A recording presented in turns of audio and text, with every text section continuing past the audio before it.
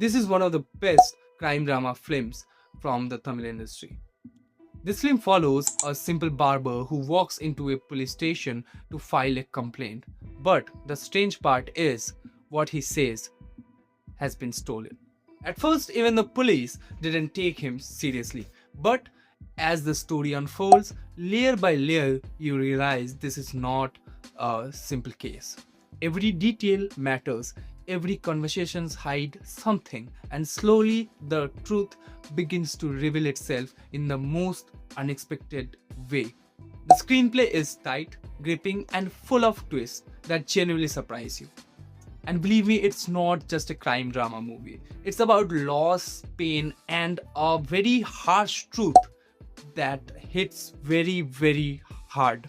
The last twist of the movie is fantastic. The movie is Maharaja. Watch it today.